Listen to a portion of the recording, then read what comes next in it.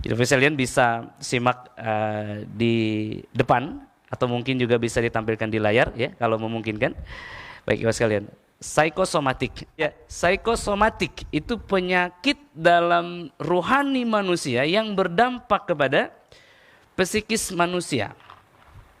Baik, penyakit yang dimulai dari rasa marah, rasa sedih, dan juga rasa takut. Coba di ruangan ini yang pagi ini terbangun dalam keadaan marah, ada? Kalian awali dari kata marah ya. Marah, sedih, kemudian takut. Baik, bisa fokus ke layar di sini. Marah tadi ada berapa orang? Di sini hanya ada 6 orang ya. Sedih lebih banyak, takut lebih banyak lagi. Ini adalah rasa. Baik, yang rasa takutnya ingin sembuh, boleh angkat tangan satu orang, saya ingin obati sekarang. Baik, yang paling depan. Iya, baik. Boleh bertanya ya? Baik. Takut karena apa? Takut karena dosa. Baik. Ada lagi? Tidak ada. Dengan rasa takut ini ibu terganggu apa tidak? Terganggu. Jadi efek dari rasa takut dosa ini apa akibatnya? Kacau. Baik, lihat bagus sekali. Takutnya karena dosa, efeknya hidup menjadi kacau. Harusnya takut karena dosa membuat ibu semangat dalam beribadah, betul? Oke, koreksinya sedikit saja, sebentar. Ini gampang. Ada lagi yang takutnya real, takut karena sesuatu. Ibu yang di sana, takut apa? Takut sakit. Sedang sakit, takut bertahan hidup. Artinya mati, takut mati kan? Baik, nggak apa-apa, betul. Ya takut mati. Banyak orang yang takut mati, betul. Nah, ibu, kematian adalah hal yang paling menyakitkan di dunia. Ketika pada puncaknya sakit, orang akan mati. Ibu setuju ya? Maka kematian adalah hal yang paling ditakuti oleh orang-orang yang mencintai dunia. Dia akan kehilangan dunia, maka dia mati. Baik. Ibu, saya mau konfirmasi kepada ibu takut terhadap kematian atau kehidupan setelah kematian? Baik, sebentar. Ibu takut terhadap kematian atau takut terhadap kehidupan setelah kematian? Lebih takut mana? Lebih takut matinya atau setelahnya? Setelahnya. Baik, betul. Ya, orang-orang yang mati itu akan terbangun dalam keadaan menyesal dan dia minta dihidupkan lagi, dan dia meminta 2 hal. Dalam satu ayat dia meminta dihidupkan untuk sholat, satu lagi meminta dihidupkan untuk bersedekah. Baik, kenapa demikian? Sedikit kita beri jeda dulu ya. A'udzubillahi minasyaitonirrajim. Bismillahirrahmanirrahim. Alif Lam Mim. Dzalikal kitabu la raiba fihi hudan lil muttaqin. Alladzina yu'minuna bil ghaibi wa yuqimuna as-salah wa mimma razaqnahum yunfikun.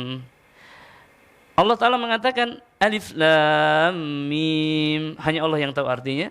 Lalu kemudian ia mengatakan Dzalikal kitab, ini adalah Al-Quran yang tidak ada keraguan di dalamnya. Surah Baqarah. Selanjutnya hudan lil muttaqin. Tidak ragu Al-Quran itu akan menjadi petunjuk bagi orang-orang yang bertakwa. Saya tanya ibu, petunjuk menuju kemana? Petunjuk menuju satu tempat, satu kampung halaman di mana Nabi Adam alaihissalam tumbuh dan dibesarkan. Orang-orang beriman ada kerinduan untuk ke sana dan Al-Quran menjadi petunjuknya, betul? Alif Lam Mim. Dzalikal kitabu la raiba fihi hudan lil muttaqin. Siapakah orang-orang yang bertakwa itu? Muttaqin. Di ayat berikutnya, alladzina yu'minuna bil ghaib, yaitu orang-orang yang meyakini adanya kehidupan yang gaib. Adanya Allah Subhanahu wa taala yang maha gaib. Adanya malaikat-malaikat, adanya nabi-nabi yang telah berlalu, adanya apa itu? Adanya hari kiamat, adanya alam barzah, adanya alam akhirat. Orang-orang yang beriman itu adalah orang-orang yang menyadari adanya alam akhirat, maka dia takut terhadap hal tersebut. Ketakutannya lebih besar daripada kematian. Alladzina yu'minuna bil ghaib wa yuqimuna shalah. Realisasinya adalah dia melakukan salat. Dan kemudian berinfak. Infak itu ngapain sih? Infak itu mengirim harta kita ke akhirat. Infak itu mengirim harta kita ke akhirat. Karena kita mencintai harta kita, kita kirim ke sana. Itu infak namanya. Maka dengan infak itu Allah lipat gandakan dari 10 sampai 700 kali lipat. Tidak akan pernah miskin orang yang berinfak. Ciri orang beriman itu bergembira ketika mendengar azan dan senang ketika menerima seruan untuk berinfak. Saya akan buktikan nanti sore. Dapat berapa dari event ini. Dan kita akan mengukur kadar imannya dengan itu. Baik, ibu kembali. Orang yang mati itu berharap-harap dia akan hidup. Sekarang saya tanya ibu, sedang hidup apa sedang mati? Hidup. Sedang hidup. Insya Allah sedang hidup. Ibu tidak yakin? Hidup ibu? Oke. Ibu bahagia apa? Sedih? Ibu tidak yakin dengan dirinya, apa saya sedang sedih, apa sedang bahagia. Kalau dibilang sedih, saya tertawa pagi ini. Betul? Oke, padahal pertanyaan ibu tadi adalah takut. Sebentar. Ini harus sembuh dulu ya. Baik, ibu sekalian, hamba-hamba Allah yang muliakan, Bapak ditahan dulu, saya punya obat juga untuk Bapak. Tapi saya pengen untuk ibu dulu ini pagi-pagi. Karena kebanyakan ibu-ibu ini. Ada yang salah ini komposisinya ini. Ya, karena masalah rasa. Sebentar, ini saya ingin selesaikan dulu. Imam Ali bin Abi Thalib radhiyallahu an mengatakan bahwa setiap orang yang mati itu dia terbangun dari mimpinya, seperti orang yang sedang terbangun dari mimpi panjangnya, dan makanya dia menyesal kenapa tidak menggunakan kehidupan dunia ini untuk mempersiapkan akhirat. Jadi menurut beliau dunia ini mimpi, tidak nyata, dan akhirat itu nyata. Lihat kemampuan cara memandang Imam Ali bin Abi Thalib radhiyallahu anhu. Dunia ini mimpi, akhirat itu nyata, dan orang-orang yang sedang bermimpi tidak sadar bahwa dirinya sedang mimpi kecuali setelah dia terbangun.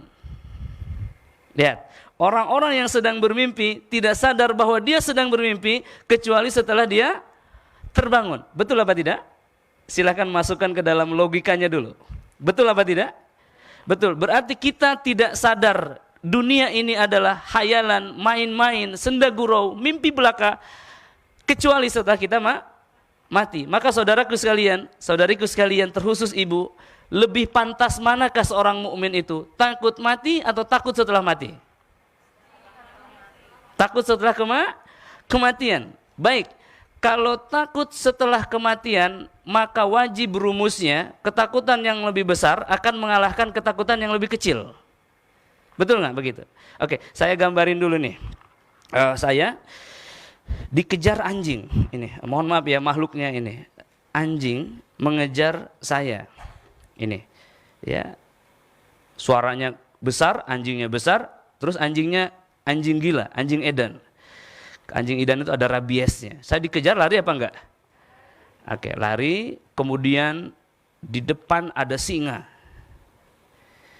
Saya ini logiknya orangnya. Dikejar anjing, di depan ada singa. Apa yang terjadi? Refleks saya bagaimana? Putar balik kan?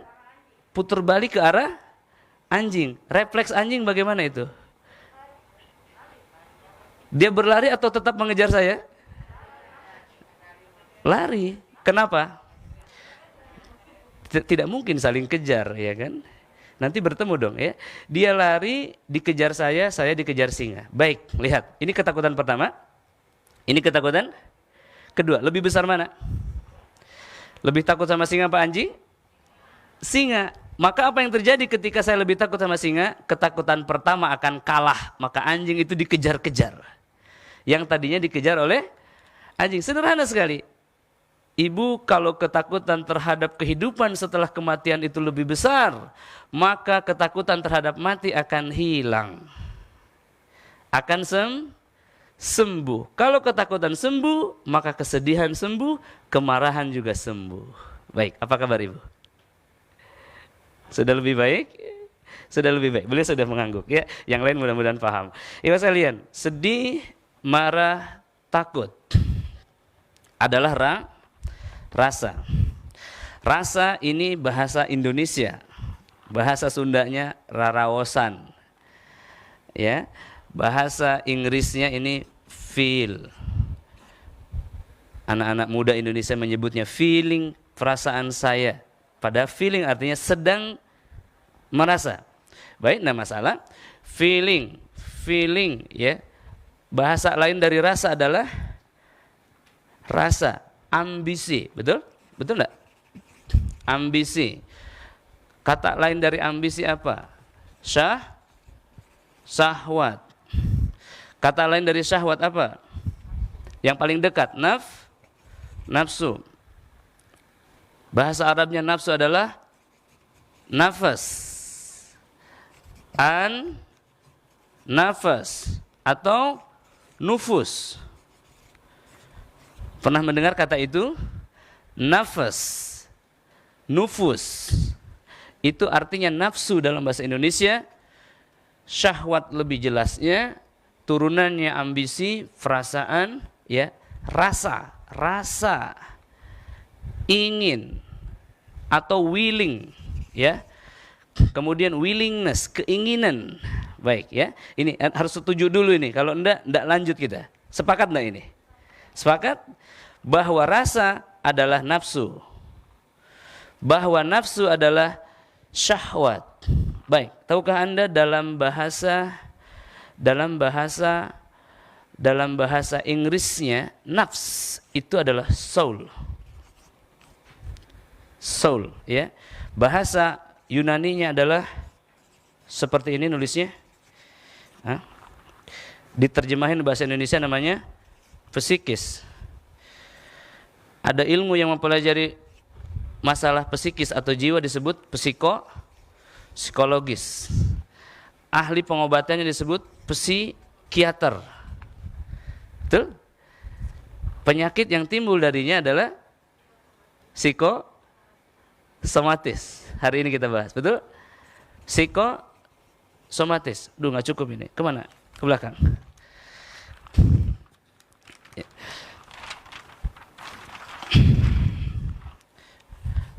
Psikosomatik. Orang psycho, itu orang apa itu? Orang psycho.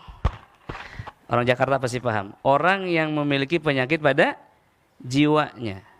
Ada lagi penyakit yang mendekati psikosomatik. Suka membunuh. Psikopat. Saya telah tangani di Singapura, alhamdulillah sembuh. Dalam 2 atau 3 tahun. Ya. Psikopat.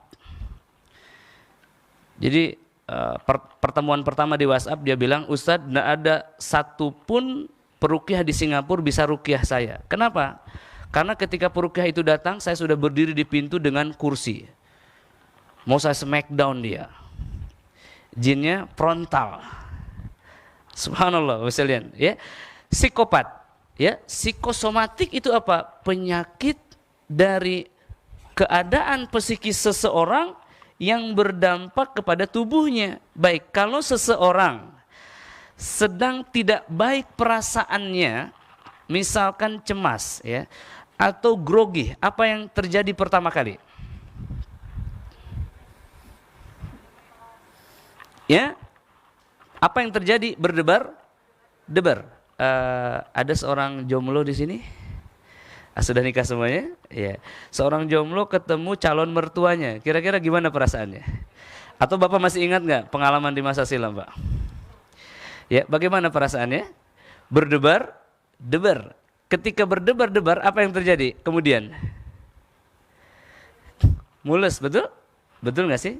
Mules. Sebetulnya Bapak sekalian ya setelah berdebar-debar itu ndak mules dulu, kacaunya pikiran. Nah, Ibu tadi, kacaunya pikiran, sel-sel di dalam otak kita meningkat, kemudian apa yang terjadi? Naiklah asam lambung. Saya pernah tes materi ini diberi judul psikosomatis, hari berikutnya diberi judul asam lambung. Berapa? Coba, apa yang terjadi? Viewersnya banyak mana? Asam lambung. Kalau psikosomatis yang viewersnya 1000, yang asam lambung viewersnya berapa? 8000. Padahal asam lambung itu lahir dari psikosomatik, mungkin terlalu tinggi levelnya. Dan mudah-mudahan yang hadir di sini ini levelnya level tinggi ini. Intelektual muslim, ya. Tapi jangan tertipu, misalnya. Jangan penyakit jiwa minum obat. Tertipu apa tidak? Tertipu karena obatnya bukan itu. Baik. Ya, kita kembali. Psikosomatik itu penyakitnya adalah pada lambung.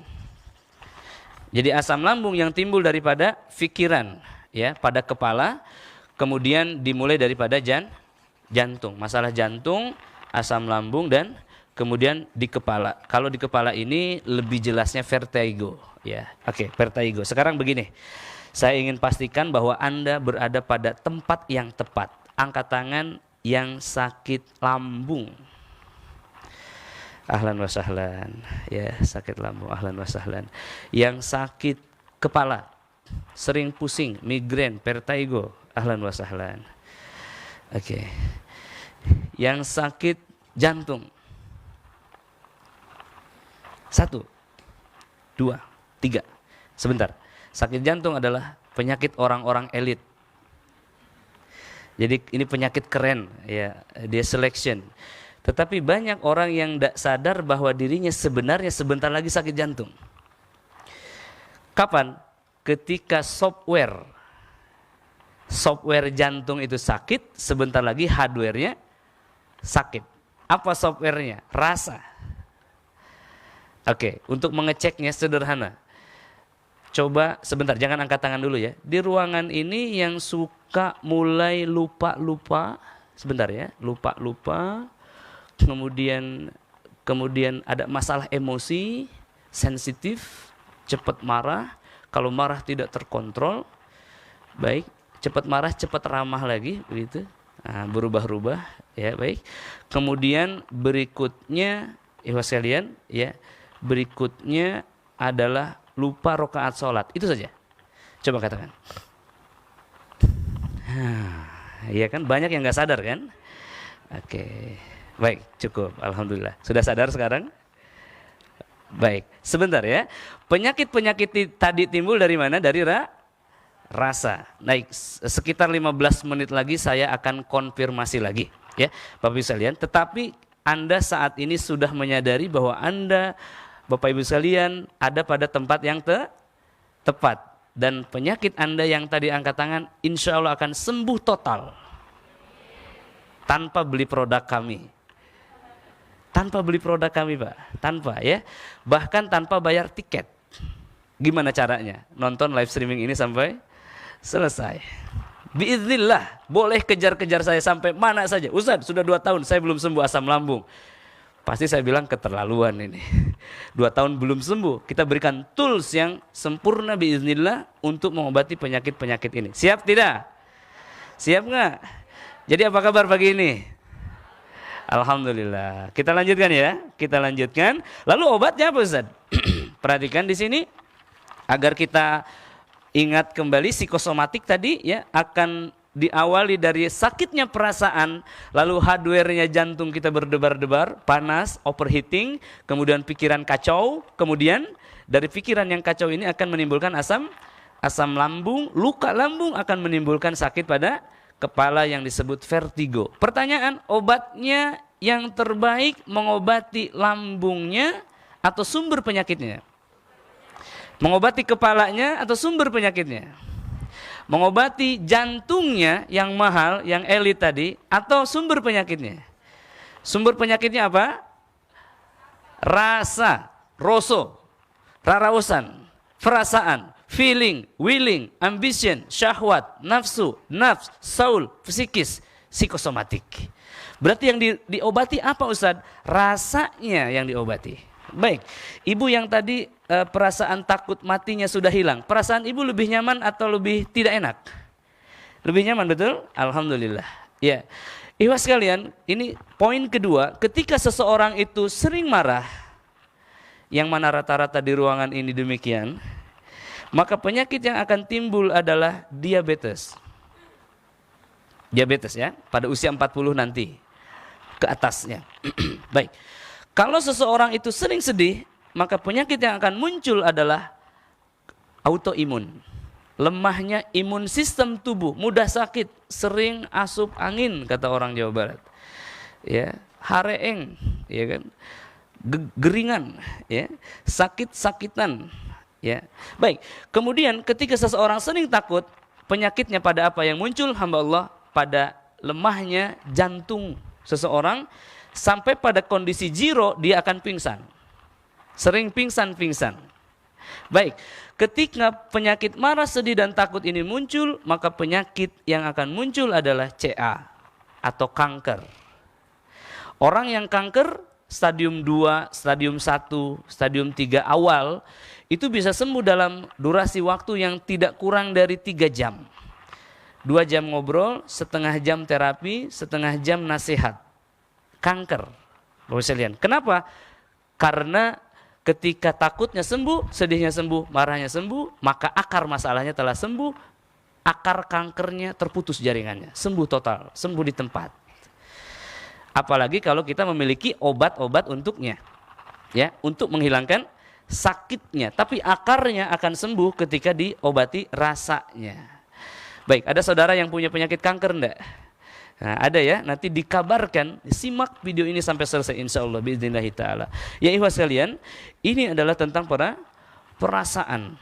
Poinnya ikhwas sekalian ya, rasa di dalam tubuh manusia.